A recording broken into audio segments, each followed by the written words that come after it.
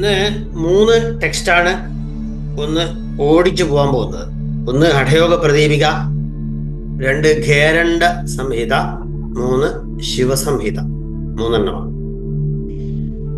ധാരാളം പുസ്തകങ്ങൾ ഇതിന്റെ പേരിലുണ്ട്. അതില് ഒന്ന് ഈ കാണുന്നതാണ് ഹഠയോഗ പ്രദീപിക. നമുക്കറിയാം സ്വാത്മാരാമൻ എന്ന് പറയുന്ന ഒരു ഹഠയോഗി ആണ് എഴുതിയിട്ടുള്ളത്. ഈ ബീഹാർ സ്കൂൾ ഓഫ് യോഗയുടേതാണ് ഞാനിപ്പോൾ റെഫർ ചെയ്തതെന്ന് മാത്രം. ഇതില് 4 അധ്യായങ്ങളാണ്. നമുക്ക് 20 മിനിറ്റേ ഉള്ളൂ എന്നുള്ളത് ഓർമ്മിച്ചോളൂ. അപ്പോൾ ഒന്ന് ആസനം, ഒരധ്യായത്തിന്റെ പേരാണ്. പിന്നെ ഷഡ്കർമ്മങ്ങളും പ്രാണായാമവും, 2ാമത്തെ അധ്യായം. 3ാമത്തെ അധ്യായം മുദ്ര ബന്ധം, 4ാമത്തെ അധ്യായം സമാധി. ഇങ്ങനെയാണ്. ഏകദേശം 240 ഒരു 300-350 ശ്ലോകമുണ്ട്. ആദ്യത്തെ അധ്യായത്തിൽ 67 ശ്ലോകം, 2ാമത്തേതിൽ 78, 3ാമത്തേതിൽ 130 ശ്ലോകം, അവസാനത്തേതിൽ 114 ശ്ലോകം. ഇങ്ങനെയാണ് ഉള്ളത്. ഹഠയോഗത്തിനെ പറ്റിയിട്ടുള്ള ഒരു ആധികാരിക ഗ്രന്ഥം ആണ് എന്ന് പറയാം. അതിന്റെ പേരും അങ്ങനെ തന്നെയാണ്, ഹഠയോഗ പ്രദീപിക. ഇതില് ചില ശ്ലോകങ്ങൾ മാത്രം ഒരു മോഡൽ മാതിരി അങ്ങനെ പറഞ്ഞങ്ങ് പോകും. ഇത്ര ഒന്ന് ഇതിന്റെ ആദ്യത്തെ ശ്ലോകം തന്നെ നോക്കാം. ശ്രീ ആദിനാഥായ നമോസ്തു തസ്മൈ. ആദിനാഥന് നമസ്കാരം എന്ന് പറഞ്ഞാൽ ശിവനെ, പരമേശ്വരന് നമസ്കാരം അർത്ഥം. അപ്പം തസ്മൈ ഏനോപദിഷ്ഠ ഹഠയോഗ വിദ്യ. എന്തുകൊണ്ടാണ് അദ്ദേഹത്തെ നമസ്കരിക്കുന്നത്? അദ്ദേഹമാണ് ഹഠയോഗ വിദ്യ ഉപദേശിച്ചത്. വിഭ്രാജതേ പ്രോന്നത രാജയോഗം ആരോടുമിച്ചോരധിരോഹണീവാ. ഈ ഹഠയോഗ വിദ്യ എന്തിനുള്ളതാണ്? രാജയോഗത്തിലേക്ക് കടക്കാനുള്ളത്. അപ്പൊ രാജയോഗം ഹഠയോഗം നമ്മൾ ചർച്ച ചെയ്തിട്ടുണ്ട്. അപ്പോൾ രാജയോഗത്തിലേക്കുള്ള ഒരു കോവണി, ഒരു ലേഡർ, അതാണ് ഹഠയോഗം എന്ന ആദ്യത്തെ ശ്ലോകത്തിൽ തന്നെ പറഞ്ഞിരിക്കുന്നു. ഇതിൽ ഇനി അവിടുന്ന് ഇവിടുന്നായിട്ട് ഓരോ ശ്ലോകം എടുക്കുകയാണ്. ഇതിൻ്റെ ഒരു ടേസ്റ്റ് മനസ്സിലാക്കുക എന്നേ നടക്കുകയുള്ളൂ. ഒരു ഗ്രന്ഥം പഠിക്കുക. എനിക്ക് ഇതായിട്ടുള്ള ബന്ധം എങ്ങനെയാണെന്ന് വെച്ചാൽ, ഞാൻ മുമ്പ് ധാരാളം വായിച്ചിട്ടുണ്ട്. അതിന് പുറമെ ജന്മഭൂമി പത്രത്തില് എല്ലാ ബുധനാഴ്ചയും ഈ ഹഠയോഗ പ്രദീപിക അന്വയം, അന്വയാർത്ഥം, അതിൻ്റെ താല്പര്യം, അർത്ഥം, വ്യാഖ്യാനമൊക്കെ ആയിട്ട് ഞാൻ കുറേ കാലം കൊണ്ട് ഇത് മുഴുവൻ എഴുതി തീർത്തതാണ്. അതിപ്പം റെഡി ആയിട്ടുണ്ട്. പ്രിന്റ് ചെയ്യാൻ ആൾക്കാർക്ക് വലിയ ഉത്സാഹമില്ലാത്തതുകൊണ്ട് പ്രിന്റ് ചെയ്യുന്നില്ല എന്ന് മാത്രമേ ഉള്ളൂ. ഒരു 100-500 രൂപയിൽ ചിലവാകുമ്പോൾ നമുക്ക് പ്രിന്റ് ചെയ്യാവുന്ന വിഷയമാണ്. എല്ലാം റെഡിയാണ്. ആ രീതിയിൽ ഇതിന് വേണ്ടിയിട്ട് വർക്ക് ചെയ്തതാണ്. ഇപ്പോഴും ഈ സ്വാമിജിയുടെ ആ പുസ്തകം, അത് പഴയ മലയാളമാണ്, ഒരാൾക്കും വായിച്ചാൽ മനസ്സിലാവില്ല. അത് പുതിയ മലയാളം ആക്കിക്കൊണ്ടിരിക്കുന്നുണ്ട്. അത് 2-3 അധ്യായം കഴിഞ്ഞു. ഇനി ഇതിലെ ചില ഭാഗം മാത്രം ഞാൻ അങ്ങനെ ഓടിച്ചു പോകുന്നേ ഉള്ളൂ. അതിൽ നിന്ന് ഇതിൻ്റെ ഒരു ടേസ്റ്റ് മനസ്സിലാക്കാൻ അത്ര പറ്റും. ഒന്ന്, ആത്മധ്യായി മിതാഹാരി യാവത് 12 വത്സരം സദാ സിദ്ധാസനാഭ്യാസാത് യോഗി നിഷ്പത്തിമാപ്നുയാത്. ഇത് ആസനങ്ങളെ പറ്റി പറയുന്ന ഭാഗത്ത് നിന്ന് ഒരു ശ്ലോകമാണ്. സിദ്ധാസനത്തിനെ പറ്റിയാണ് ഇവിടെ സൂചിപ്പിക്കുന്നത്. പല ആസനങ്ങളുണ്ട്. അതിൽ സിദ്ധാസനം എങ്ങനെയാണ്? ആ സിദ്ധാസനാഭ്യാസം ചെയ്താല് യോഗി എന്താവും? നിഷ്പത്തിമാപ്നുയാത്, അവൻ സിദ്ധനായിത്തീരും. അതിൽ പെർഫെക്ഷൻ കിട്ടും. എത്ര കൊല്ലം എന്നറിയോ? 12 വത്സരം, 14 കൊല്ലം. ഈ ആസനങ്ങൾ, ഇത് സിദ്ധാസനം മാത്രമല്ല, പക്ഷെ സിദ്ധാസനം പ്രത്യേകം പറഞ്ഞു എന്നേ ഉള്ളൂ. അതിൻ്റെ അർത്ഥം ഇതിൽ വലിയ അത്ഭുതമൊന്നുമില്ല. മെഡിസിന് 14 കൊല്ലം പഠിക്കുന്നുണ്ട് ആൾക്കാർ. അപ്പം അതിൽ സിദ്ധി നേടാൻ 12 കൊല്ലം പഠിക്കുക. എങ്ങനെ? ആത്മധ്യായി, ആത്മാവിൽ തന്നെ ധ്യാനിച്ചുകൊണ്ട് മിതാഹാരി, ആഹാരത്തിൽ ശ്രദ്ധ വേണം, മിതമായിട്ട് ആഹാരമായിരിക്കണം. യാത് 12 സംവത്സരം സദാ സിദ്ധാസനാഭ്യാസാത്, സദാ എപ്പോഴും എല്ലാ ദിവസവും സിദ്ധാസനാധ്യയം ചെയ്താൽ അദ്ദേഹത്തിന് അതിൽ സിദ്ധി കിട്ടും എന്ന് പറയുന്നതാണ് അത്. ഇനി ഇതില് ആ ഇതുപോലെ എല്ലാ ആസനത്തിനും പ്രാധാന്യം കൊടുക്കുന്നുണ്ട്. സിദ്ധാസനത്തിന്റെ പ്രാധാന്യം ഒന്നുകൂടി ഒരു ശ്ലോകം കൂടി പറയാം. ന ആസനം സിദ്ധ സദൃശം എന്ന് പറഞ്ഞത്, സിദ്ധ ആസനം പോലെ വേറൊരു ആസനമില്ല. ന കുംഭ കേവലോപമഹ, ഒറ്റ ശ്ലോകത്തിൽ പലതും പറയാണ്. കുംഭകം, ഏറ്റവും നല്ല കുംഭകം ഏതാണ്? കേവല കുംഭകമാണ് ആണ്. പിന്നെ ന ഖേചരീ സമാമുദ്ര, മുദ്രകൾ നമ്മൾ പലപ്പോഴും തെറ്റിദ്ധരിക്കുന്നുണ്ട്, കയ്യിന്റെ മുദ്രയാണ് മുദ്ര എന്ന്. അതെല്ലാം നമുക്കറിയാം. ഖേചരീ മുദ്ര, അതുപോലെ മുദ്ര വേറെ ഇല്ല. നാദസദൃശോ ലയ, നാദാനുസന്ധാനം പോലെ ഒരു ലയം ഇല്ല എന്ന് ഇതിൽ പലതിൻ്റെയും താരതമ്യ പഠനം ചെയ്തിരിക്കുന്നു. ഇനി ഒന്നാമത്തെ അധ്യായത്തിൽ തന്നെ 64-ാമത്തെ ശ്ലോകത്തിലേക്ക് കയറുകയാണ്. അതില് ഈ ആർക്ക ചെയ്താൽ ഗുണം കിട്ടും എന്നൊക്കെയുള്ള നമ്മളൊരു ചോദ്യം ഉണ്ടല്ലോ, അതാണ് യുവാ വൃദ്ധോ അതിവൃദ്ധോ വാ വ്യാധിതോ. യുവാവ്, വൃദ്ധൻ, അതിവൃദ്ധൻ, വ്യാധിതൻ രോഗി എന്നർത്ഥം, വ്യാധിയുള്ള ആള്. ദുർബലോപിവാ, ദുർബലനായാലും. അഭ്യാസാത്, യോഗാസനങ്ങള് അഭ്യസിച്ചാല് സിദ്ധിമാപ്നോതി. സർവയോഗേഷു അതന്ത്രിത, എല്ലാ യോഗത്തിലും, ആസനത്തിന് മാത്രമല്ല, അതന്ത്രിതനായിരിക്കണം. അതിൽ നിന്ന് വ്യതിചലിക്കാൻ പാടില്ല, ഒട്ടും വഴിമാറാതെ ഒന്നിൽ തന്നെ പിടിച്ചു നിന്നാൽ അവർക്ക് സിദ്ധി ലഭിക്കും എന്ന്. ഇനി രണ്ടാമത്തെ അധ്യായത്തിലെ ചില സംഗതിയാണ് എടുക്കാൻ പോകുന്നത്. രണ്ടാമത്തേത് ഷഡ്കർമ്മം, പ്രാണായാമം ഒക്കെയാണ്. ഇതില് പിന്നെ മനോന്മനി എന്ന് പറയുന്ന ഒരു പദ്ധതിയാണ് ഇതിൽ വരുന്ന സംഗതിയാണ് ഇതിൽ വരാൻ പോകുന്നത്. മാരുതേ മധ്യസഞ്ചാരേ, അതായത് പ്രാണവായു മാരുതൻ മധ്യസഞ്ചാരേ, ഇടാപിങ്കള വിട്ട് സുഷുമ്നയിലേക്കൂടെ സഞ്ചരിക്കണം. അപ്പൊ എന്താവുന്നറിയോ? മനസ്ഥൈര്യം പ്രജായതേ, മനസ്സിന് സ്ഥൈര്യം, സ്ഥിരത ഉണ്ടാകും. പിന്നെയോ യോ മനസ്സുസ്ഥിരീഭാവ സൈവാവസ്ഥ മനോന്മനി. അങ്ങനെ മനസ്സ് ഒരു സുസ്ഥിരമായിട്ടുള്ള അവസ്ഥയിൽ നിൽക്കും. ആ അവസ്ഥയ്ക്കാണ് മനോന്മനി എന്ന് പേര്. ആ മനോന്മനി അവസ്ഥ എന്ന് പറഞ്ഞാൽ ഈ മധ്യനാഡിയിലേക്ക് പിന്നെ പ്രാണൻ സഞ്ചരിക്കുന്ന അവസ്ഥയാണ്. ഇനി നമ്മൾ കഴിഞ്ഞ അതിലും ഈ ഹഠയോഗവും രാജയോഗവും തമ്മിലുള്ള ഒരു ബന്ധം, ചിലയാൾക്ക് ഏതാണ് കൂടുതൽ നല്ലത് എന്നൊക്കെയുള്ളൊരു ശങ്കയും ഒക്കെ ഉള്ളതിന് ഇതിലും ഒരു മറുപടിയുണ്ട്. ഏകദേശം അതേപോലത്തെ ശ്ലോകം തന്നെയാണ്. ഹഠം വിനാ രാജയോഗോ, രാജയോഗം വിനാ ഹഠ. വിന എന്ന് പറഞ്ഞാൽ കൂടാതെ എന്നർത്ഥം. ഹഠം വിന, ഹഠത്തെ കൂടാതെ, ഹഠം ചെയ്യാതെ രാജയോഗം കിട്ടൂല. രാജയോഗം എന്ന് പറഞ്ഞു കഴിഞ്ഞാൽ എന്താണ്?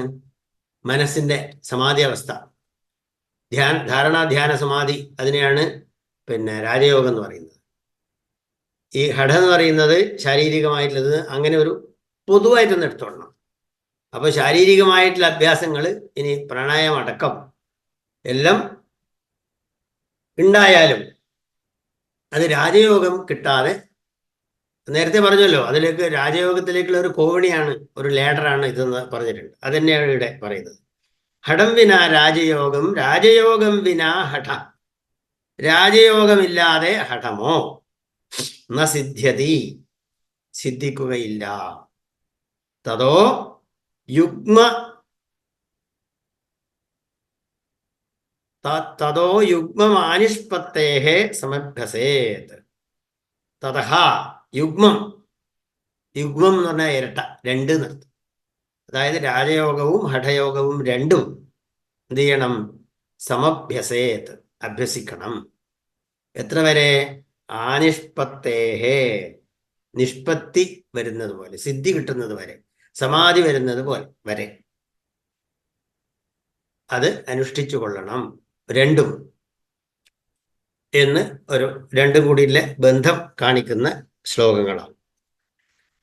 ഇനി 2 ശ്ലോകം കൂടി കഴിഞ്ഞാൽ നിർത്തും. കാരണം 14 മിനിറ്റ് ആയി. ഇതും രാജയോഗങ്ങളും ഇത് തമ്മിലുള്ള ബന്ധം തന്നെയാണ് കാണിക്കുന്നത്. രാജയോഗം അജാനന്ദ കേവലം ഹഠകർമ്മിണ. രാജയോഗം മനസ്സിലാക്കാതെ, അജാനന്ദ, ജാനതി അറിയുക എന്നർത്ഥം, ജ്ഞാനം എന്നുള്ള അർത്ഥത്തിലാണ്.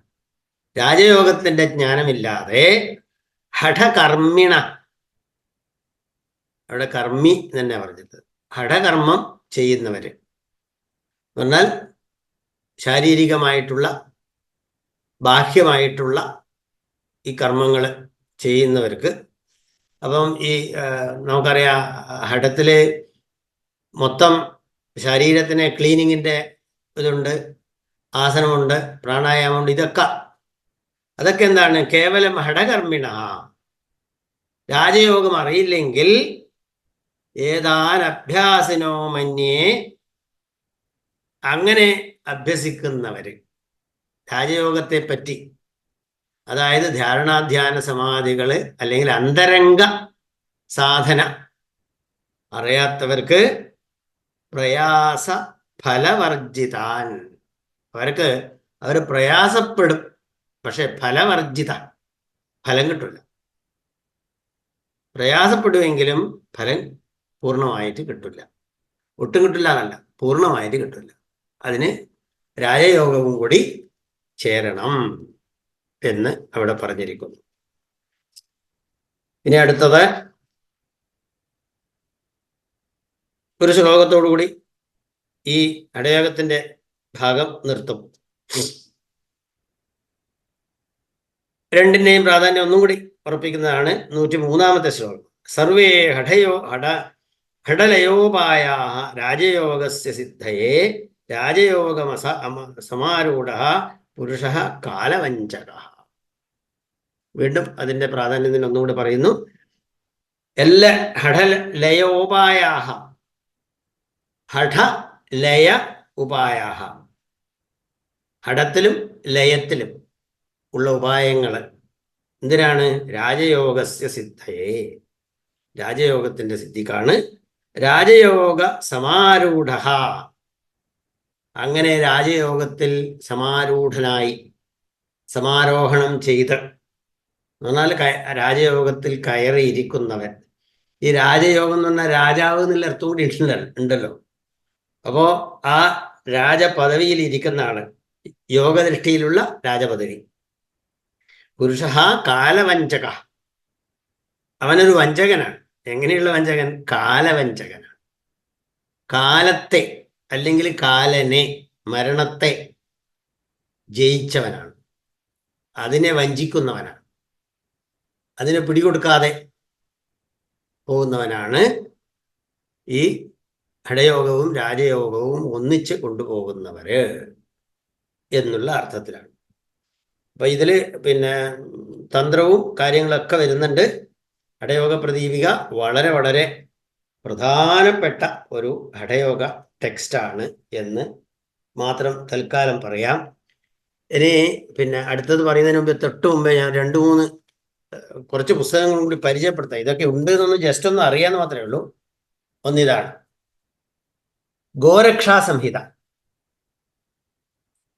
ഇത് ഗോരക്ഷാ ശതകം എന്ന് പറഞ്ഞിട്ട് 100 ശ്ലോകങ്ങൾ. ഇത് 200 ശ്ലോകമാണ്,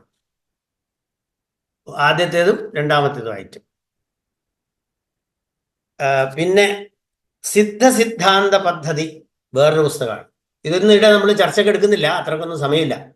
എന്നാലും ഞാൻ ജസ്റ്റ് ഒന്ന് ഏതായാലും ഇതിലും നമ്മൾ കളിക്കുന്നത് കൊണ്ട് ഇതൊന്ന് അറിയാന്ന് മാത്രമേ ഉള്ളൂ. സിദ്ധാന്ത പദ്ധതി.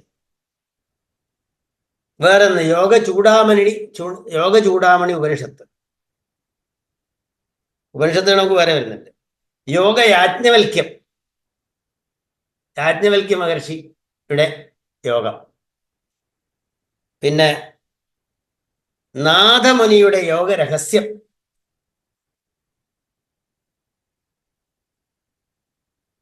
അപ്പോൾ ഇങ്ങനെ ചില പുസ്തകങ്ങളുണ്ട്. ഇത് നമ്മൾ ഇന്ന് ഇതല്ല, ഞാൻ ജസ്റ്റ് ഒന്ന് നമ്മുടെ ഗ്രന്ഥങ്ങൾ എത്ര ഉണ്ട് എന്നൊരു ഐഡിയ വരാൻ വേണ്ടിയിട്ട്. ധാരാളം ഇനിയും പുസ്തകങ്ങളുണ്ട്. എനിക്ക് തന്നെ ഇപ്പൊ ഈ പിന്നെ പുസ്തകങ്ങൾ എല്ലാം അടുക്കി വെച്ചിട്ട് കുറേയൊക്കെ അവിടെ ഇവിടെയൊക്കെ ഉണ്ട്, അത് തപ്പിയെടുക്കണം. ഇനി രണ്ടാമത് നമ്മൾ നോക്കാൻ പോകുന്നത് ഖേരണ്ഡ സംഹിതയാണ്. ഖേരണ്ഡ സംഹിത ഞാൻ ഇന്ന് റെഫർ ചെയ്യുന്നത് ബീഹാർ സ്കൂൾ ഓഫ് യോഗയുടെ തന്നെ ഒരു വലിയ ഗ്രന്ഥമാണ്. പക്ഷെ പുസ്തകം ചെറിയതാണ്, വളരെ ചെറുത്. ഇത് കുറച്ചുകൂടി ചെറിയ പുസ്തകമാണ്. ഇത് പാലക്കാടുള്ള ഒരു ശിവാനന്ദാശ്രമമുണ്ട്, പാലക്കാട്. അവരിറക്കിയ പുസ്തകമാണ്. ഒരു സ്വാമിജിയാണ്, ഈ സ്വാമിജിയാണ് ഇത് എഴുതിയത്. ഇദ്ദേഹത്തെ നമ്മൾ ഇപ്പൊ ഇദ്ദേഹം പിന്നെ സമാധിയായി. ഇദ്ദേഹത്തിന്റെ സമാധിയാണെന്ന ഞാൻ ധരിച്ചിട്ടുള്ളത്. എനിക്ക് ഇനി അബദ്ധം, ഞാൻ അങ്ങനെ കേട്ടിട്ടുണ്ട്. നമ്മുടെ സ്ഥാപനത്തിൽ ഇദ്ദേഹത്തിനെ കൂട്ടി നമ്മൾ ഇദ്ദേഹത്തിന് ഒരു അവാർഡെല്ലാം കൊടുത്തിരുന്നു മുമ്പേ, ഈ സ്വാമി നിത്യാനന്ദ സരസ്വതി. അപ്പൊ അദ്ദേഹമാണ് ഇതെഴുതിയത്. പിന്നെ ശ്യാം ഘോഷ് എന്ന് പറഞ്ഞിട്ട് ദ ഒറിജിനൽ യോഗ. ഇതിൽ 3 ആണ്: ഹഠയോഗ പ്രദീപിക, പിന്നെ ഖേരണ്ഡ സംഹിത, പാതഞ്ജലി യോഗ സൂത്രം. 3 കൂടിയിട്ടില്ല, ഇംഗ്ലീഷിലുള്ള വ്യാഖ്യാനത്തിന്റെ ബുക്കാണ്. പിന്നെ ഇത് വേറൊരു ഇംഗ്ലീഷിലുള്ള പുസ്തകമാണ്, ഇതും ഖേരണ്ഡ സംഹിത തന്നെയാണ്. പ്യൂർ യോഗ എന്ന് പറഞ്ഞിട്ട് ഒരു ബുക്ക്. അധികം നമുക്ക് സമയമെടുക്കാൻ ഇല്ല. അപ്പം ഖേരണ്ഡ സംഹിതയിലും കുറച്ച് ശ്ലോകങ്ങൾ ഒന്ന് ഓടിച്ച് പോകാം. ഇതിലെ 7 അധ്യായമാണ്. അധ്യായം 1 പിന്നെ ഷഡ്കർമ്മം, 2 ആസനം, 3 അധ്യായം മുദ്രാബന്ധ, 4 പ്രത്യാഹാരം, 5 പ്രാണായാമം, 6 ധ്യാനം, 7 സമാധി. ഇങ്ങനെ 7 അധ്യായങ്ങളാണ് ഇതിൽ ഉള്ളത്. പിന്നെ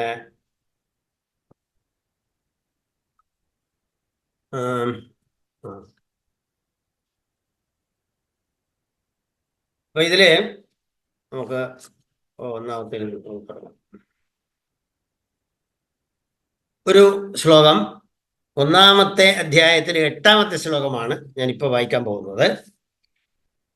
ആമകുംഭ ഇവ അംഭസ്ഥോ ജീര്യമാണ സദാഘട യോഗാനലേന സന്ദഹ്യ ഘടശുദ്ധിം സമാചരേത്. ശ്ലോകമാണ്. ഘടം, കുടം, മണ്ണിന്റെ കുടം, അതിനെ ഘടം എന്ന് പറയും. ഘടം ആമകുംഭ.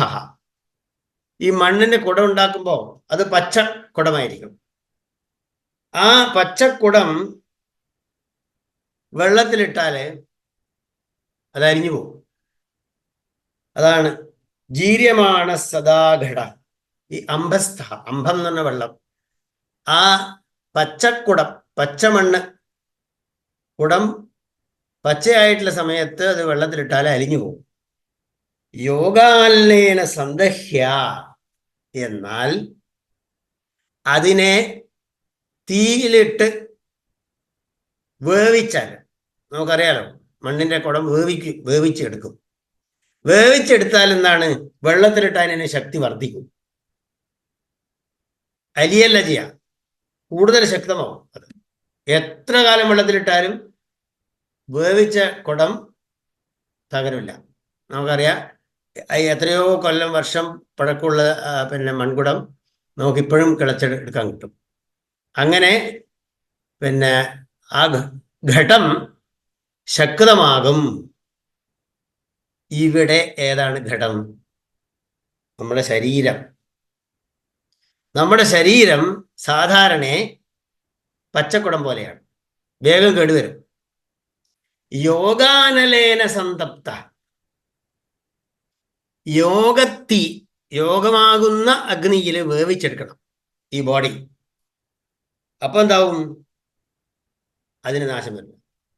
ഘടശുദ്ധിം സമാചരേത്. അങ്ങനെയാണ് നമ്മുടെ ഘടത്തെ, ഈ ശരീരത്തെ ശുദ്ധീകരിക്കേണ്ടത്. ഒരു ഉദാഹരണമായിട്ട് കൊടുത്തതാണ്. ശരീരത്തെ ഘടമായിട്ട്, അത് കുറെ ഘടമായിട്ടുള്ള അതിന്റെ താരതമ്യത്തിൽ കുറെ ശ്ലോകങ്ങൾ വരുന്നുണ്ട്. നമ്മള് പിന്നെ അതിലൊരു ശ്ലോകം എടുത്തു എന്ന് മാത്രമേ ഉള്ളൂ. അപ്പോൾ ഈ പിന്നെ യോഗ കൊണ്ട് ശരീരത്തിന് എന്താണ് ഗുണം എന്ന് ചോദിച്ചാല്, അത് ഈ മണ്ണിന്റെ, പച്ച മണ്ണിന്റെ അത് വേവിച്ചെടുക്കുന്നത് പോലെയാണ്. യോഗം അതിനെ വേവിക്കുന്ന ഒരു അഗ്നിയാണ് എന്നുള്ള അർത്ഥത്തിലാണ് ഇവിടെ വന്നിട്ടുള്ളത്. ഇനി ഇത് 5-ാമത്തെ അധ്യായത്തിലുള്ള ഒരു ഭാഗമാണ് ഇവിടെ എടുക്കുന്നത്. 5-ാമത്തെ അധ്യായത്തിൽ 16-ാമത്തെ ശ്ലോകം. ഇത് ആഹാരത്തിനെ പറ്റിയാണ്.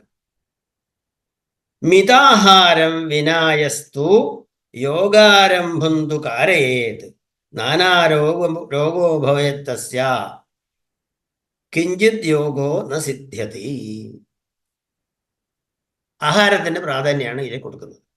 എന്താണ്? മിതാഹാരം. അമിതാഹാരം പറ്റില്ല. ആഹാരത്തില് നിയന്ത്രണം വേണം. വളരെ മിതമായിട്ടുള്ളത്. പിന്നെ നേരത്തെ പറഞ്ഞല്ലോ, അത് ഹിതമായിട്ടുള്ളത്. കാലേ ഹിതമിതഭോജി, അങ്ങനെയാണ് ശങ്കരാചാര്യ പറഞ്ഞിട്ടുള്ളത്. കാലത്ത് വേണ്ട സമയത്ത് ഹിതവും മിതവുമായത് ഭക്ഷിക്കണം. കൃതചംക്രമണ ക്രമേണ വാമശ, അങ്ങനെ ഒരു ശ്ലോകം വരുന്നുണ്ട്. ആട്ടെ, ഏതായാലും മിതാഹാരമില്ലാതെ, മിതാഹാരം വിനാ യഹ യോഗാരംഭം കരയേത്, യോഗാരംഭത്തെ ചെയ്യുന്നുവോ. ആരംഭം എന്ന് പറഞ്ഞു കഴിഞ്ഞാൽ ബിഗിനിങ് എന്നും അർത്ഥമുണ്ട്, പ്രാക്ടീസ് എന്നും അർത്ഥം. അപ്പോ യോഗം ഈ ആഹാരത്തിൽ ശ്രദ്ധിക്കാതെ യോഗം പ്രാക്ടീസ് ചെയ്യാൻ പോയാൽ എന്താവും? നാനാരോഗോ ഭവേത്, അവർക്ക് നാനാരോഗങ്ങൾ ഉണ്ടാവും. തസ്യ കിഞ്ചിത് യോഗോ ന സിദ്ധ്യതി, രോഗം കിട്ടും, യോഗം കിട്ടില്ല. കിഞ്ചിത് യോഗോ ന സിദ്ധ്യതി, യോഗം വളരെ കുറച്ചു പോലും കിട്ടില്ല. രോഗം വേണ്ട പോലെ കിട്ടുകയും ചെയ്യും. എങ്ങനെയാണെങ്കിൽ ആഹാരത്തിൽ ശ്രദ്ധിക്കാതെ യോഗ ചെയ്താൽ എന്നുള്ളൊരു ആഹാരത്തിന്റെ പ്രാധാന്യം പറയുന്ന ഒരു ഭാഗം ഞാൻ ജസ്റ്റ് ഒന്ന് ശ്രദ്ധയിൽപ്പെടുത്തിയെന്നേ ഉള്ളൂ. അടുത്തത് ഒരു ശ്ലോകം.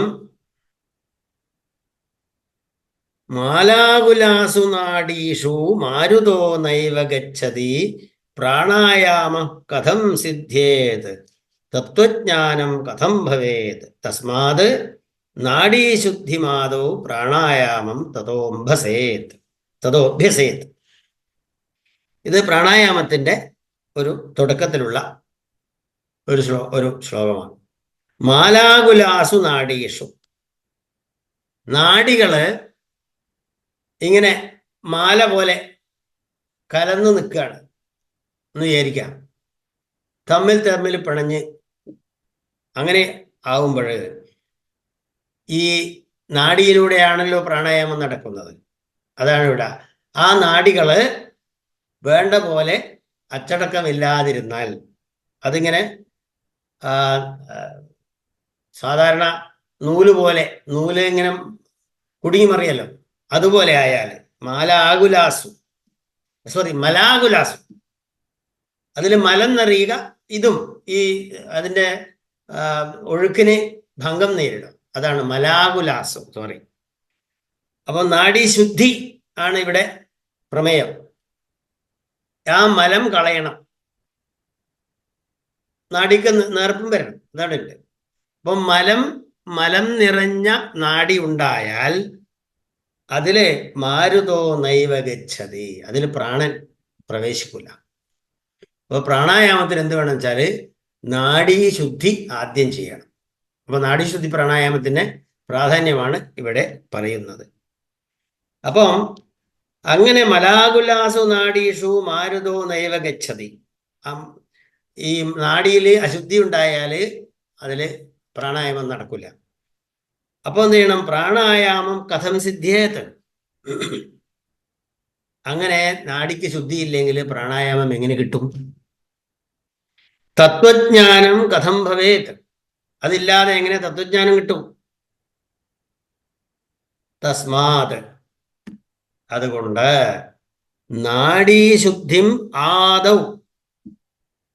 ആദ്യം നാഡീശുദ്ധി നടത്തണം. പ്രാണായാമം തതഃ അഭ്യസേത്, അതിന്റെ ശേഷമേ പ്രാണായാമം ചെയ്യാൻ പാടുള്ളൂ. എന്ന് പറഞ്ഞാൽ ആദ്യം നാഡീശുദ്ധി പ്രാണായാമമാണ്.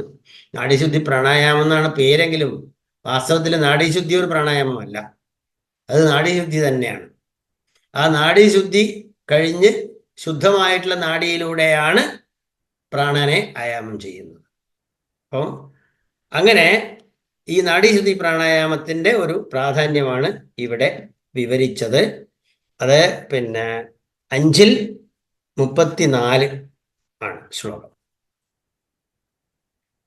ഇനി അവസാനത്തെ അധ്യായത്തിന് 2-3 ശ്ലോകം കൂടി എടുത്തിട്ട് നമുക്ക് സമാപിക്കാം. അവസാനം നമുക്ക് സമയം കിട്ടുമെങ്കിൽ നമുക്ക് കുറച്ചും കൂടി സ്വസ്ഥമായിട്ട് ചിന്തിക്കുകയും ചെയ്യാം. ഇതില് 7-ാമത്തെ അധ്യായത്തിലെ 3-ാം ശ്ലോകം, ഘടാത് ഭിന്നം മനഃകൃത്വാ ചൈക്യം കുര്യാത് പരാത്മനി സമാധിന്തം ന വിജാനീയാത് മുക്തസംജ്ഞോ ദശാദിഭിഹി അഹം ബ്രഹ്മ ന ചാന്യോസ്മി. 3-ാമത്തെ ശ്ലോകം നോക്കാം ആദ്യം. ഘടാത് ഭിന്നം മനഃകൃത്വ, ഘടം എന്ന് പറഞ്ഞാൽ ശരീരം, നേരത്തെ പറഞ്ഞിട്ടുണ്ട്. ഘടത്തിന്റെ ശുദ്ധി, ആ ശുദ്ധി കഴിഞ്ഞിട്ട് പിന്നെ പ്രാണായാമാദികളൊക്കെ ചെയ്തതിന് ശേഷം എന്ത് ചെയ്യണം? മനസ്സിനെ ഘടാത് ഭിന്നം മനഃകൃത്വ, മനസ്സിനെ ഘടത്തിൽ നിന്നും ഭിന്നമാക്കുക, വേറെയാക്കുക. ഘടവും മനസ്സും വേറെ വേറെ. ശരീരത്തിൽ നിന്ന് മനസ്സിനെ വേർപെടുത്തുക, തീരെ ഉൾവലിയുക. അതാണ് പ്രത്യാഹാരം എന്ന് പറയുന്നത്. അതിനെ പിന്നെയാണ് ധ്യാനെല്ലാം വരുന്നത്. അപ്പോൾ അങ്ങനെ ഘടാത് ഭിന്നം മനഃകൃത്വ, മനസ്സിനെ ഘടത്തിൽ നിന്ന്, ശരീരത്തിൽ നിന്ന് വേർപെടുത്തിയിട്ട് ഐക്യം കുര്യാത് പരാത്മനി, ഒരു ദിക്കിൽ വേർപെടുത്തുക, വേറെ ദിക്കിൽ ഐക്യപ്പെടുക, അത് വേറെ ഒന്നിലേക്ക് ചേർക്കുക. എവിടെയാ ചേർക്കേണ്ടത്? പരാത്മനി, പരമാത്മാവിലേക്ക് ഐക്യപ്പെടുത്തുക. അപ്പം പുറത്തുനിന്ന് പിൻവലിക്കുക, അതിൽ നിന്ന് ഡിറ്റാച്ച് ചെയ്യുക, അകത്തേക്ക് അറ്റാച്ച് ചെയ്യുക. അതാണ് ഐക്യം കുര്യാത് പരാത്മനി. അതിനെയാണ് പേര് പറയുന്നത് സമാധി. സമാധിം തം വിജാനീയാത്, അതിനെയാണ് സമാധി എന്ന് അറിയേണ്ടത്. വിജാനീയാത് മുക്തസംജ്ഞോ ദശാദിഭിഹി, അതാണ് മുക്തി എന്ന് പറയുന്നത്. എല്ലാറ്റിൽ നിന്നും മുക്തി. അതെന്താണ്? പുറത്തുനിന്ന് പിൻവലിക്കുക, അകത്തേക്ക് ചേർക്കുക. ഇതാണ്. അപ്പൊ എന്തായിരിക്കും ബോധം? അഹം ബ്രഹ്മ നച അന്യ അസ്മി. ഇതാണ് അപ്പോഴത്തെ ധാരണ. ഞാൻ ബ്രഹ്മമാണ്, ആത്മാവാണ്. എന്നാ അന്യ, വേറെ ആരുമല്ല. ഞാൻ വാസുദേവനോ അച്ഛനോ മകനോ ഒന്നല്ല, ഞാൻ ആത്മാവ് മാത്രമാണ്. എന്നുവെച്ചാൽ അന്യ, ഞാൻ ക്ലാസ് എടുക്കുന്നവനൊന്നുമല്ല, ഞാൻ ആത്മാവാണ് എന്നാണ്. ബ്രഹ്മൈവാഹം, ബ്രഹ്മ ഏവ, ഞാൻ ബ്രഹ്മം തന്നെ. അഹം, അഹം ബ്രഹ്മ ഏവ, അഹം ബ്രഹ്മാസ്മി, ഓർമ്മയുണ്ടല്ലോ. അപ്പോ അഹം ബ്രഹ്മ ഏവ, ഞാൻ ബ്രഹ്മം തന്നെയാണ്. എന്നാ ശോകഭക്, എനിക്ക് ശോകം ബാധിക്കുകയില്ല. ഞാൻ ശോചിക്കുന്നവനല്ല, എനിക്ക് ശോകം ബാധിക്കില്ല, ഞാൻ ശോകം അനുഭവിക്കുന്നവനല്ല. സച്ചിദാനന്ദരൂപോഹം, എന്റെ രൂപം എങ്ങനെയാണ്? സത് ചിത്ത് ആനന്ദം. സച്ചിദാനന്ദം, സത്ത് ഏറ്റവും ട്രൂ ആയിട്ടുള്ളത്. ചിത്ത്, ചിത്ത് എന്ന് പറഞ്ഞാൽ ജ്ഞാനെന്നും പിന്നെ ബോധം എന്നും ഒക്കെ അർത്ഥം. ആനന്ദം, ഇത് മൂന്നുമാണ് എൻ്റെ സ്വരൂപം. നിത്യമുക്ത, നിത്യവും മുക്തനാണ്, എല്ലാ കാലത്തും ഞാൻ മുക്തനായിരിക്കുന്നു. സ്വഭാവവാൻ, സ്വഭാവത്തിലിരിക്കുന്നു, പരഭാവത്തിലല്ല. ഞാൻ ആത്മാവിന്റെ ഭാവത്തിൽ ഇരിക്കുന്നവനാണ് എന്ന് ഇവിടെ പറഞ്ഞിരിക്കുന്നു. ഒരു ശ്ലോകം കൂടി എടുത്തിട്ട് നമുക്ക് അടുത്തതിലേക്ക് കടക്കും. ഇത് 2 ശ്ലോകം. ധ്യാനയോഗം, സമാധി. 7-ാം അധ്യായത്തിൽ 7-8 ശ്ലോകങ്ങൾ നോക്കാം. ശാംഭവീം മുദ്രികാഹ കൃത്വാ, ശാംഭവി മുദ്ര, നേരത്തെ ഈ ശാംഭവി മുദ്രയെ പറ്റി വല്ല വിശദ ചർച്ച വന്നിട്ടുണ്ട്. അപ്പൊ ആ മുദ്ര സ്വീകരിച്ചുകൊണ്ട് കൃത്വാ ആത്മപ്രത്യക്ഷമാനയേത്, ആത്മാവിനെ പ്രത്യക്ഷമാക്കുക. ആത്മപ്രത്യക്ഷമാനയേത് ബിന്ദു ബ്രഹ്മമയം ദൃഷ്ട്വാ, ബ്രഹ്മമയം ദൃഷ്ട്വാ, ബ്രഹ്മമയമായിട്ട് ബിന്ദുവിനെ കാണുക. നമ്മുടെ ഏറ്റവും സഹസ്രാരത്തിലുള്ള അവിടെ ബ്രഹ്മത്തെ കാണുക എന്നർത്ഥം. മനസ്തത്ര നിയോജയേത്, അതിലേക്ക് മനസ്സിനെ യോജിപ്പിക്കുക. ഇത് തന്നെയാണ് മോക്ഷം എന്ന് പറയുന്നത്. അതാണ്. അപ്പോൾ ഹഠയോഗത്തിലേക്കൂടി വന്ന് എല്ലാ നാഡികളെയും വിജയിച്ച് അങ്ങനെ ബ്രഹ്മത്തിലേക്ക് ലയിക്കുന്ന ഒരു മാർഗം, ഹഠയോഗത്തിന്റെ മാർഗം. അതിൽ തന്നെ ഒരു ശ്ലോകം കൂടിയുണ്ട് അടുത്തതും. ഖമധ്യേ കുരുജാത്മാനം ആത്മമധ്യേച ഖം കുരു. ഖം എന്ന് പറഞ്ഞാൽ ആകാശം എന്നർത്ഥം, ഹൃദയാകാശം. ആ ഹൃദയാകാശത്തിൽ, ഖമധ്യേ ആകാശത്തിന്റെ മധ്യത്തിൽ, ആ സ്ഥലത്ത് എന്ത് ചെയ്യണം? ആത്മാനം, ആത്മാവിനെ പ്രതിഷ്ഠിക്കണം അവിടെ. ഇനി ആത്മമധ്യേച ഖം ഗുരു, തിരിച്ചങ്ങോട്ടും ആത്മാവിലേക്ക് ഈ ആകാശത്തെയും എന്ന് തമ്മിൽ തമ്മിൽ യോജിക്കണം, അങ്ങോട്ടും ഇങ്ങോട്ടും യോജിച്ച് നിൽക്കണം ആ ബ്രഹ്മാകാശത്തിൽ. ആത്മാനം ഖമയം ദൃഷ്ട്വാ, അങ്ങനെ ആത്മാവിനെ ഖമയമാക്കുക. ഈ സുഖം എന്നൊക്കെ വന്ന വാക്ക് അതിൽ നിന്ന് വന്നതാണ്.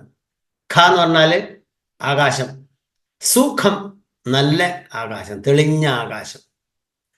ദുഃഖം എന്ന് പറഞ്ഞാൽ തെളിയാത്ത ദുഷ്ടമായിട്ടുള്ള ആകാശമാണ്, ആണ് ദുഃഖം എന്ന് പറയുന്നത്. അത് ഈ ഇതിൽ നിന്നൊക്കെ വരുന്നത് തന്നെയാണ്. അപ്പം ആത്മാനം ഖമയം ദൃഷ്ട, ആത്മാവിനെ ഈ ബ്രഹ്മാകാശമായിട്ട് കാണുക. ന കിഞ്ചിതപി ബുദ്ധ്യത്തെ, അങ്ങനെ വരുമ്പോൾ എന്താണെന്നറിയോ? ആകാശത്തിൽ ലയിച്ചു കഴിഞ്ഞാൽ ന കിഞ്ചിതപി, വേറെ ഒന്നും, ബുദ്ധ്യതേ, വേറെ ഒന്നിനെ പറ്റിയിട്ടും ചിന്തിക്കില്ല, ജ്ഞാനമുണ്ടാവുകയില്ല, ബോധമുണ്ടാവുകയില്ല. ബോധം മുഴുവനും അതിലേക്ക് ലയിക്കും. സദാ ആനന്ദമയ ഭൂത്വ, അപ്പോഴെന്താവും? ആനന്ദമയമാവും. സദാ ആനന്ദമയം, എല്ലാ സമയത്തും ആനന്ദമയനായിട്ട് ഇരിക്കും. അതിന് ഉള്ള പേരാണ് സമാധിസ്ഥ. സ്ഥ എന്ന് പറഞ്ഞാൽ ഇരിക്കുക എന്നർത്ഥം. സമാധിസ്ഥ, സമാധിയിൽ സ്ഥിതി ചെയ്യുന്നവനായിട്ട് ഭവേൻ നരഹ, നരൻ സമാധിയിൽ അതിൽ ഉറച്ചിരിക്കുന്നവനായിട്ട് മാറും. ഈ പിന്നെ ഈ ശ്ലോകങ്ങളെല്ലാം സെലക്ട് ചെയ്തത് നമ്മളെ ഷൈജു ആണ്. നമുക്കറിയാലോ, ഷൈജു പിന്നെ ആണ് ഈ കോഴ്സിന്റെ ഒരു എന്താ പറയുക ഡിസൈൻ എന്ന് പറയേണ്ടത്. നമ്മളെ അഭിപ്രായം ഞാൻ ചോദിച്ചപ്പോൾ അഭിപ്രായം പറഞ്ഞു എന്നേ ഉള്ളൂ. വളരെ സമർത്ഥമായിട്ട് ചെയ്തത്. നമുക്കിനി നോക്കാൻ പോകുന്നത് ശിവസംഹിതയാണ്. ഞാൻ ഹഠയോഗ പ്രദീപിക ഞാൻ നേരത്തെ പറഞ്ഞു, ഞാനത് എഴുതി കഴിഞ്ഞതാണ്. ഗേരണ്ട സംഹിത ഇപ്പം നമ്മുടെ മാസികയിൽ ഞാൻ സ്ഥിരമായിട്ട് എഴുതിക്കൊണ്ടിരിക്കുന്നുണ്ട്. മാത്രമല്ല, ഗേരണ്ട സംഹിത ഞാൻ ജനം ടി വിയിൽ പണ്ട് യോഗ 5 കൊല്ലം തുടർച്ചയായിട്ട് എടുത്തിട്ടു, 2000 ക്ലാസ് എല്ലാ ദിവസവും രാവിലെ. അപ്പോൾ അതിൽ ഈ ഗേരണ്ട സംഹിത ഇതൊക്കെ ഞാൻ ഇതുപോലെ ഓരോ ശ്ലോകം മാത്രം ഓരോ ദിവസം 5 മിനിറ്റ് അങ്ങനെ പഠിപ്പിച്ചു തീർത്തതാണ് ഈ ഗേരണ്ട സംഹിതയൊക്കെ. ശിവസംഹിത അതെ, ശിവസംഹിത ഇത് ഞാൻ തന്നെ എഴുതിയ പുസ്തകമാണ്. ഞാൻ എഴുതിയതല്ല, പുസ്തകം പിന്നെ യോഗ പുസ്തകമാണ്. അതിന് വ്യാഖ്യാനം എല്ലാവർക്കും മനസ്സിലാവുന്ന തരത്തിൽ ഒരു വ്യാഖ്യാനം, യോഗ വിജ്ഞാനം ശിവസംഹിത എന്നൊരു ബുക്ക്. ഇത് പിന്നെ ഞാൻ എഴുതിയ പുസ്തകമാണ് ശിവസംഹിത. ഇത് എഴുതാൻ വേണ്ടി ഞാൻ കുറേ കളക്ട് ചെയ്തിരുന്നു. ഇതൊരു ശിവസംഹിതയാണ്, ഇതൊരു ശിവസംഹിതയാണ്, ഇതൊരു ശിവസംഹിതയാണ് ഒരു വ്യാഖ്യാനം, ഇതൊരു ശിവസംഹിതയാണ്. ഇങ്ങനെ ഇനിയും ഇവിടെ 1-2 പുസ്തകം ഉണ്ട്. അത് ഞാൻ പെട്ടെന്ന് നോക്കിയിട്ട് കണ്ടില്ല. ഏതായാലും ശിവസംഹിത ധാരാളമായിട്ട് നമുക്ക് ഉപയോഗപ്പെടുന്നതാണ്. ഇതും ഞാൻ 2-4 ദിവസമെല്ലാം തുടർച്ചയായിട്ട് നമ്മുടെ കോഴിക്കോട്ടെ ശിവാനന്ദ അവരുടെ നമ്മുടെ സുരേന്ദ്രജിയുടെ സ്ഥാപനത്തിന് അവർക്ക് വേണ്ടി 3 ദിവസം താമസിച്ചിട്ട് തുടർച്ചയായിട്ട് ക്ലാസ് എടുത്തി. അടുത്തട്ടെ. ഏതായാലും ശിവസംഹിത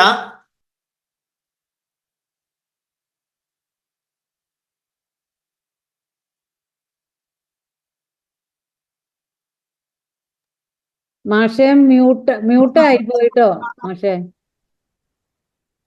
ഇപ്പോഴോ? ഇപ്പൊ ശരിയായി. Thank you. ഏതെങ്കിലും കേൾക്കണ്ടോ മുമ്പേത്തെ? ഒരു 3-4 സെക്കൻഡ് അത്രേ ഉള്ളൂ. അതെ, ഓക്കെ അത് മുട്ടിപ്പോയത്. പിന്നെ ശിവസംഹിത പിന്നെ ഇത് കോഴിക്കോട്ടെ അവർക്ക് വേണ്ടി എടുത്തു എന്ന് ഞാൻ അതാണ് പറഞ്ഞു വെച്ചത്.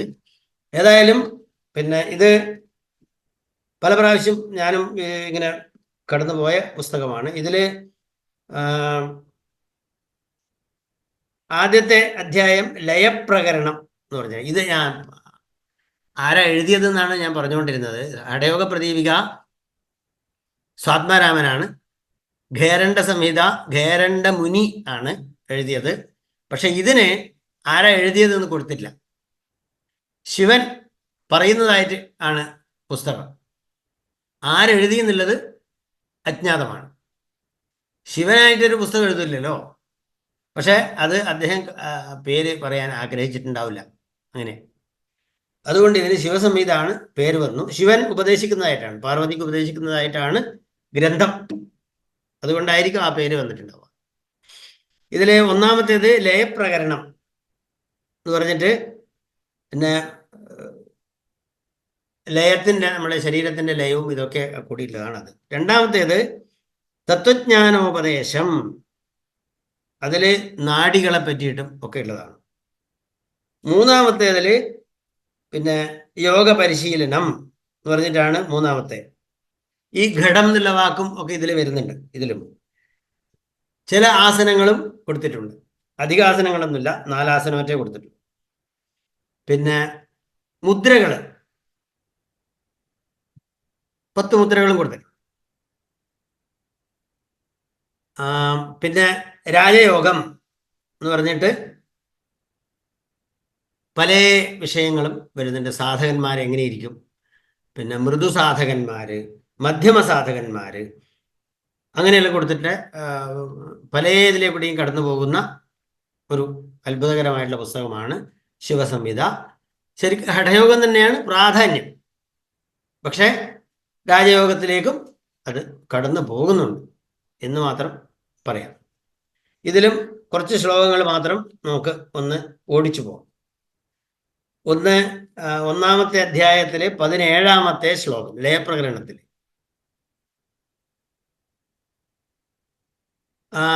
ചിലതൊക്കെ സാമാന്യമായിട്ടുള്ള ഇത് വരാൻ വേണ്ടിയിട്ടും കൊടുത്തിട്ടുണ്ട്. ഇതില് ഒന്ന്, ആലോക്യ സർവശാസ്ത്രാണി. ശിവൻ പറയാണ്, സർവശാസ്ത്രങ്ങളും പരിശോധിച്ചിട്ട്, ആലോകനം ചെയ്തിട്ട്, വിചാര്യച പുനഃ പുനഃ,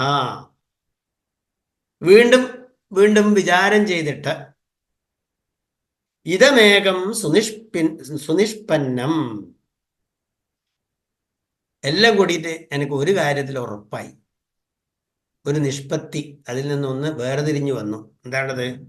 യോഗശാസ്ത്രം പരം മതം. ഏറ്റവും പരമമായിട്ടുള്ള ശാസ്ത്രം യോഗശാസ്ത്രമാണ് എന്നാണ് എൻ്റെ അഭിപ്രായം. പരമശിവന്റെ അഭിപ്രായമാണ്. അപ്പൊ ഇവിടെ വിചാര്യജ ആലോക്യ സർവശാസ്ത്രാണി എന്ന് പറഞ്ഞാൽ ശ്രവണം, മനനം, നിധിധ്യാസനം വരും. വിചാര്യജ പുനഃ വിചാര്യ എന്ന് പറഞ്ഞാൽ മനനം ചെയ്തിട്ട് പിന്നെയും പിന്നെയും മനനം ചെയ്തിട്ട് എന്നൊക്കെയുള്ള അർത്ഥം. അപ്പൊ അങ്ങനെ എൻ്റെ കൃത്യമായിട്ടുള്ള അഭിപ്രായം യോഗശാസ്ത്രമാണ് ഏറ്റവും പരമമായിട്ടുള്ള ശാസ്ത്രം, മറ്റ് ശാസ്ത്രങ്ങളെ അപേക്ഷിച്ച് എന്ന് അവിടെ ആദ്യം തന്നെ പറഞ്ഞു വെക്കുന്നു. ആദ്യത്തേൽ അതേ ലയപ്രകരണത്തില് 2 ശ്ലോകങ്ങൾ കൂടി നോക്കാം. ആത്മാനം ആത്മനോയോഗി പശ്യത്യാത്മനി നിശ്ചിതം. കുറച്ച് വേദാന്തമാണ്. യോഗി, യോഗാവസ്ഥയിൽ ഇരിക്കുന്നവൻ. ആത്മനി ആത്മനാ ആത്മാനം പശ്യതി, ഒരു പ്രത്യേക പ്രയോഗമാണ്. ആത്മാ എന്ന് പറയുമ്പോൾ നമ്മൾ പരമാത്മാവ് എന്നുള്ള അർത്ഥം എടുക്കാം, നമ്മുടെ ശരീരം എന്നെടുക്കാം, നമ്മളെ മനസ്സിൽ നിന്ന് എടുക്കാം. അതിന് സന്ദർഭത്തിനനുസരിച്ചിട്ട് എടുക്കണം. ആത്മനി എന്ന് പറഞ്ഞാൽ തന്നിൽ, ആത്മനാ താൻ തന്നെ, സ്വയം എന്നർത്ഥം.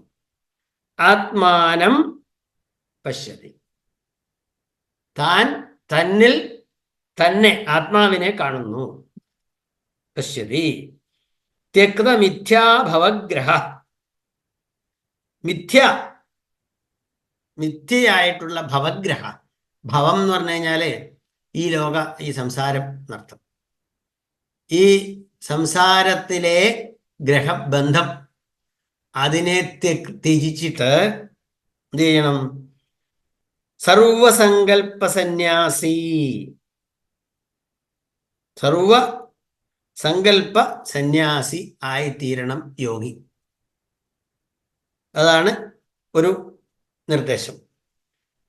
അത് തന്നെ ആത്മനിജാത്മാനം ദൃഷ്ട്വ ആനന്ദം സുഖാത്മകം.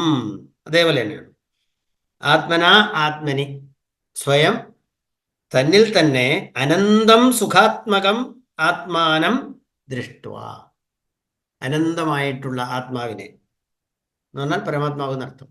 അനന്തവും സുഖാത്മകവും, സുഖാത്മകമാണ്, ആനന്ദമയമാണ് എന്നർത്ഥം. സത്യചിത് ആനന്ദം എന്ന് പറഞ്ഞില്ലേ, അതാണ് അനന്തവും. ഈ സച്ചിദാനന്ദ അനന്ത സാധാരണ 3 പറയുമെങ്കിലും അനന്ത നമ്മൾ അതിൽ ചേർക്കേണ്ടതാണ്. അന്തമില്ലാത്തതാണ്, അതിർത്തിയില്ലാത്തതാണ്. അനന്തം സുഖാത്മകം ആത്മാനം ദൃഷ്ട്വാ, തന്നിൽ തന്നെ അനന്തമായ ആത്മാവിനെ കണ്ടിട്ട് വിശ്വം വിസ്മൃത്യ, അങ്ങനെ കാണുമ്പോൾ എന്താ പറയോ, വിശ്വം ഈ പ്രപഞ്ചത്തെ വിസ്മരിക്കും. വിസ്മൃത്യ തഥാ തീവ്രതഃ സമാധേഹേ രമതേ. എന്നിട്ട് എന്ത് ചെയ്യും? തീവ്രമായിട്ടുള്ള സമാധിയിൽ രമിക്കും, ആനന്ദിക്കും. അതാണ് അതിൻ്റെ ഫലം.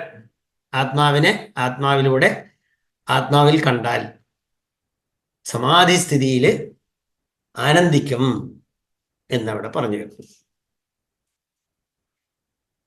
ഇനി ഓക്കെ, 2 ശ്ലോകമായി. അടുത്തത് 2-ാമത്തെ അധ്യായം. അത് തത്വജ്ഞാനത്തിന്റെ ഭാഗമാണ്. അതിലെ 2 ശ്ലോകമാണ് നോക്കാൻ പോകുന്നത്. 52, 53. യഥാ കർമാർജിതം ദേഹം, യഥാ എപ്പോൾ, അത് നമുക്ക് ഓർമ്മയുണ്ടാവും. സദാ എല്ലായ്പ്പോഴും എന്നർത്ഥം കിട്ടും.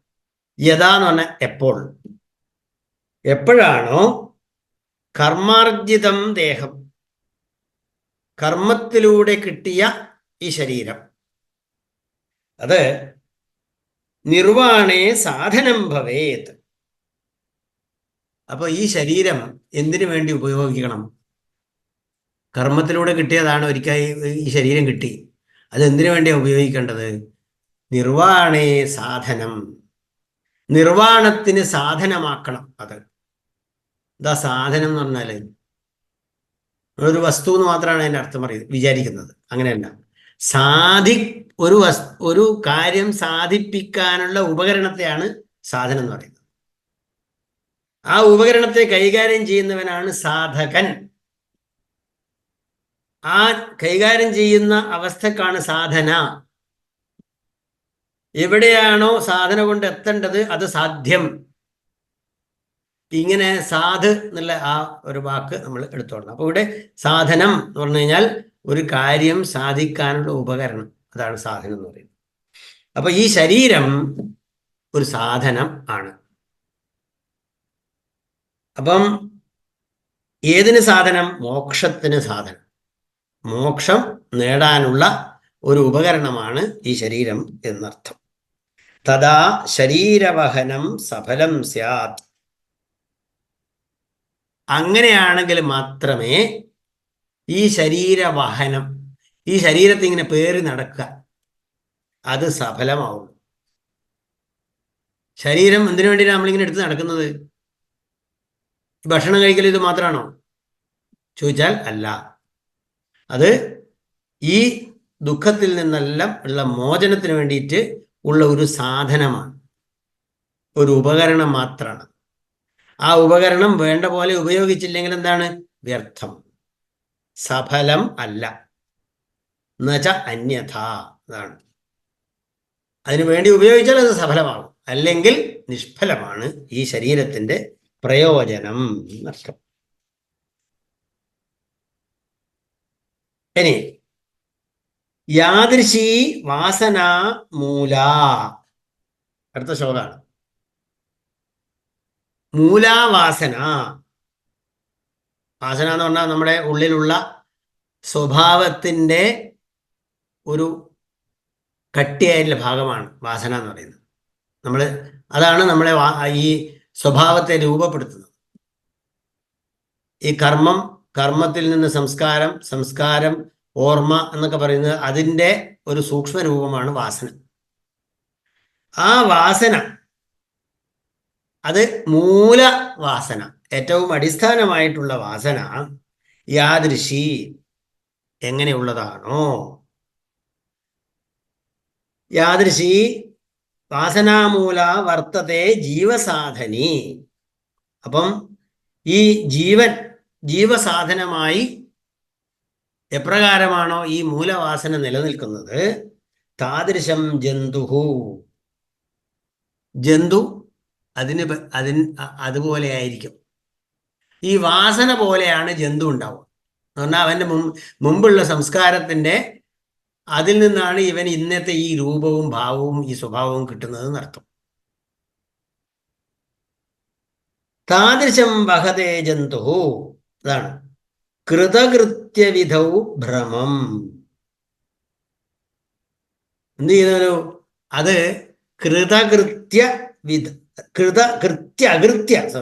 കൃത്യാകൃത്യവിധൗ ഭ്രമം.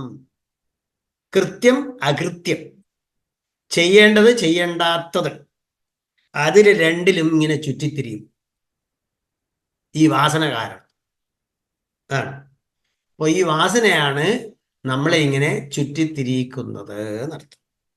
അപ്പോൾ ഈ വാസനയെ കടന്നു വെക്കാനാണ് നമ്മുടെ സാധനകളൊക്കെ വരുന്നത് എന്ന് താല്പര്യം. ഇനി അഞ്ചാമത്തെ രാജയോഗം എന്നുള്ള പടലത്തിൽ, പടലം എന്നാണ് അതിൽ കൊടുത്തിരിക്കുന്നത് അധ്യായത്തിന് പകരം. അഞ്ചാം അധ്യായത്തിൽ 193, 194 ശ്ലോകങ്ങളാണ് ഇനി നോക്കാൻ പോകുന്നത്. സതതാഭ്യാസയോഗേന, സതതം അഭ്യാസം. സതതം എന്ന് പറഞ്ഞാൽ എപ്പോഴും, അഭ്യാസയോഗം എപ്പോഴും അഭ്യാസത്തോട് യോഗം ചെയ്താൽ അർത്ഥം, അഭ്യസിച്ചാൽ അർത്ഥം. എല്ലായ്പ്പോഴും അഭ്യാസം ചെയ്യണം. എന്നാ എന്താവും? സിദ്ധോ ഭവതി, അവന് സിദ്ധി കിട്ടും, അതിൽ സമർത്ഥനാവും, അതിൽ പ്രാഗൽഭ്യം നേടും. സിദ്ധിർഭവതി ന അന്യഥ, അങ്ങനെ വേറൊരു തരത്തിലും ഈ സിദ്ധി സാമർഥ്യം കിട്ടുകയില്ല. സത്യം സത്യം പറയുന്നുണ്ട് ഇവിടെ. സത്യം സത്യം പുനഃസത്യം. എന്താണ്? എപ്പോഴും അഭ്യാസം ചെയ്തിട്ടില്ലെങ്കിൽ സിദ്ധി കിട്ടില്ല എന്നുള്ളത്. സത്യം സത്യം പുനഃസത്യം, സത്യം സത്യം പിന്നെയും സത്യം എന്നാണ്. മമ തുല്യോ ഭവേത് ധ്രുവം, അങ്ങനെ അഭ്യാസം ചെയ്താൽ മമ തുല്യ, എനിക്ക് തുല്യനായിത്തീരും. ആരാ പറയുന്നത്? ശിവനാ പറയുന്നത്. ശിവസംഹിതയാണ്. കൃത്യമായിട്ട് അഭ്യാസം ചെയ്താൽ നീ എനിക്ക് തുല്യമാവും. ധ്രുവം, ധ്രുവം എന്ന് പറഞ്ഞാൽ ഷുവർ, ഉറപ്പാണ്, ചെയ്തുകൊണ്ടിരുന്നുള്ള. അതാണ് യോഗശാസ്ത്രേപ്യഭിരതം. യോഗശാസ്ത്രേ അഭിരതം, യോഗശാസ്ത്രത്തിൽ മുഴുകിയവൻ. അങ്ങനെയുള്ള യോഗിനാം സിദ്ധിദായകം, അത് യോഗികൾക്കെല്ലാം സിദ്ധി ഫലം നൽകുന്നതാണ് ഈ യോഗശാസ്ത്ര അഭ്യാസം. ഇനി ഒരു ശ്ലോകത്തോടു കൂടി നമ്മൾ അവസാനിപ്പിക്കും. ഇത് അങ്ങനെ അവസാനത്തെ ആ അധ്യായത്തിൽ കുറേ ശ്ലോകങ്ങൾ, അവസാനത്തെ അധ്യായത്തിൽ 265 ശ്ലോകമുണ്ട്. അതിൽ 228ാമത്തേതാണ് ഇവിടെ എടുക്കുന്നത്. സ്ഥിതേ ദേഹേ ജീവിതിച്ച യോഗം ന ശ്രിയതേ ഭൃശം. ദേഹേ സ്ഥിതേ, ഈ ദേഹം കിട്ടി നമുക്ക്. നേരത്തെ പറഞ്ഞല്ലോ, നമ്മുടെ കർമ്മത്തിന്റെ ഫലമായിട്ടാണ് ഈ ദേഹം കിട്ടുന്നത്. അപ്പം ദേഹേ സ്ഥിതേ, ദേഹം കിട്ടുകയും ജീവതിച്ച, അതിൽ ജീവിക്കുകയും ചെയ്യുന്നു ഈ ശരീരത്തിൽ. യോഗം ന ശ്രിയതേ, എന്നാ യോഗത്തെ ആശ്രയിക്കുന്നുമില്ല, യോഗം ചെയ്യുന്നുമില്ല. അങ്ങനെ വന്നാലോ സഹ ഭൃശം, അവൻ തീർച്ചയായിട്ടും ഭൃശം ഇന്ദ്രിയാർത്ഥ ഉപഭോഗേഷു ജീവതി എന്ന സംശയ. അവനെന്തിനാ ജീവിക്കുന്നത്? ഇന്ദ്രിയാർത്ഥങ്ങൾ. ഇന്ദ്രിയാർത്ഥങ്ങൾ എന്ന് പറഞ്ഞാൽ ഇന്ദ്രിയം കൊണ്ട് എന്താണോ നേടേണ്ടത് അത്, ഭൗതിക സുഖം എന്നർത്ഥം. ആ വസ്തുക്കളെ മാത്രം, അതിൻ്റെ ഭോഗത്തിന് മാത്രമായിട്ട് ജീവിക്കുകയാണ് എന്ന സംശയം. അങ്ങനെയല്ല വേണ്ടതെന്ന് അർത്ഥം. അപ്പം മറ്റേത് ചെയ്തില്ലെങ്കിൽ അതിൻ്റെ അർത്ഥം എന്താണ്? ഈ മറ്റുള്ള ഭോഗവസ്തുക്കളെ വേണ്ടി നമ്മുടെ ഈ ശരീരം ഉപയോഗിക്കുന്നു, ദുരുപയോഗിക്കുന്നു, നിരുപയോഗിക്കുന്നു എന്ന് കണക്കാക്കണം. അപ്പൊ അവിടെ നിർത്താം. പിന്നെ 3 പുസ്തകങ്ങള്, 3 ഗ്രന്ഥങ്ങള് നമുക്കറിയാം. ഇത് FDP എന്നുള്ള ഫാക്കൽറ്റി ഡെവലപ്മെന്റ് ആണ്. അപ്പോൾ ഇന്നതൊക്കെ ഉണ്ട് എന്ന് അറിയുക, അത്രേ നമുക്ക് ആവുള്ളൂ. അതിൻ്റെ ഒരു ടേസ്റ്റ് സമ്പാദിക്കും. അപ്പോൾ അതിന് വേണ്ടിയിട്ട് ഈ പുസ്തകത്തിലെ കുറേ ഭാഗങ്ങൾ ഇത് ഷൈജു സെലക്ട് ചെയ്തതാണ്.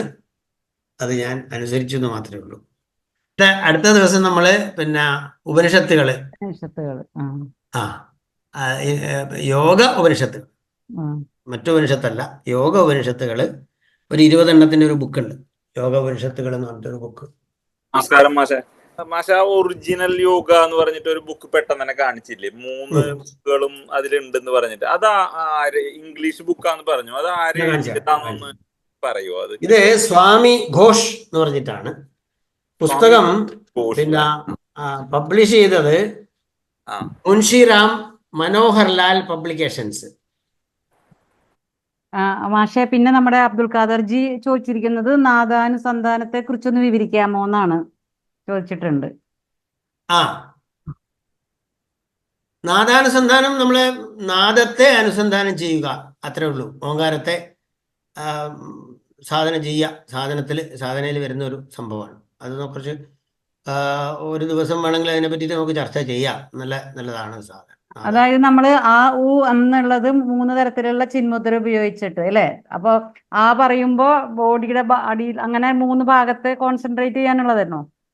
അത് പിന്നെ പലതരത്തിലും ഉണ്ട്. ഏതായാലും നാദത്തെ കേന്ദ്രീകരിച്ച് മനസ്സിനെ പിന്നെ കേന്ദ്രീകരിക്കുക എന്ന് തൽക്കാലം അത് നമുക്ക് ഇപ്പം യോഗ പഠിപ്പിക്കുന്നവർക്ക് അറിയാലോ. നമ്മൾ ഈ ധ്യാനത്തിലെല്ലാം പല നാദങ്ങളും ഉപയോഗിക്കുന്നുണ്ട്. അപ്പൊ ഏതായാലും ഓങ്കാരത്തിന്റെ സാധനയാണത്. അതായത് നമ്മള് അഹദും അനഹദും തമ്മിലുള്ള സൗണ്ടിന് അല്ലെ, കേൾക്കുന്ന സൗണ്ട്, കേൾക്കാത്ത സൗണ്ട്, അതില് കേൾക്കാത്ത സൗണ്ടിനെ നമ്മള് തിരിച്ചറിയാൻ വേണ്ടി ശ്രമിക്കുന്നു അല്ലെ? അതാണോ? നാദത്തെ അനുസന്ധാനം ചെയ്യുക, അതിന്റെ പിന്നാലെ തന്നെ പോവാ. അപ്പൊ അങ്ങനെ മനസ്സിന് ലയം ഉണ്ടാക്കും. അതിന് 4 ഘട്ടങ്ങളുണ്ട് എന്നൊക്കെ പറയുള്ളൂ അല്ലെ? അതെ അതെ. അത് ഓങ്കാരത്തിന് 3 കഴിഞ്ഞിട്ട് ഒരു അര ഭാഗവും ഒക്കെ ഉണ്ടല്ലോ. അപ്പൊ നമ്മൾ സാധാരണ നാദാനുസന്ധാനം ഈ എന്താണ് കണ്ടക്റ്റഡ് മെഡിറ്റേഷൻ ഒക്കെ ഉണ്ടല്ലോ, അതിലൊക്കെ അത് ഉപയോഗിക്കുന്നുണ്ട്. അത് ഒരു പഠനമായിട്ട് നമുക്ക് വേണമെങ്കിൽ എടുക്കാം. ഒരു മെഡിറ്റേഷൻ അല്ലേ ഇപ്പൊ അത് അല്ലെ? ഒരു മെഡിറ്റേഷൻ തന്നെ പറയാം. അതെ അതെ. പിന്നെ നാദം എന്ന് പറയുമ്പോൾ നമ്മൾ ഇത് ഇപ്പം ചിന്തിക്കുന്നതിനേക്കാളെല്ലാം സുഷുമ്നയിൽ കൂടെ കയറുമ്പോഴുണ്ടാകുന്ന ഒരു നാദത്തെ കൂടി നമ്മൾ കാണണം. സാധാരണ നാദമല്ല അത്, ആ നാദമാണ്. ഓങ്കാരം തന്നെയാണ് പ്രധാനം. അങ്ങനെ എടുക്കാം. നല്ല ചോദ്യമാണ്. പക്ഷെ അതൊന്ന് നാദാനുസന്ധാനം വേണമെങ്കിൽ ഒരു ദിവസം നിങ്ങൾ പിന്നെ നിങ്ങളുടെ സ്ഥാപനത്തിലെ ഒരു അരമണിക്കൂർ ആരെങ്കിലും വിളിച്ചെന്ന് ഒരു സ്പീച്ച്, അത് വേറെ ആളെ വിളിക്കണമെന്നില്ല, ഈ അബ്ദുൽ ക്ലാസ് സാറിനെ ഒന്ന് പഠിച്ചാൽ അത് ചെയ്യാൻ പറ്റും. ഇത്രയൊക്കെ ഉള്ളൂ സംഭവം. നല്ലതാണ്. അപ്പൊ ഈ അനഹദ് സൗണ്ട് എന്ന് പറയുമ്പോ നമ്മളുടെ ഇന്റേണൽ ഉള്ള sound which is not audible അല്ലേ? അതല്ലേ? അല്ല, ആഹതവും അനാഹതവും രണ്ടും ഉണ്ടല്ലോ.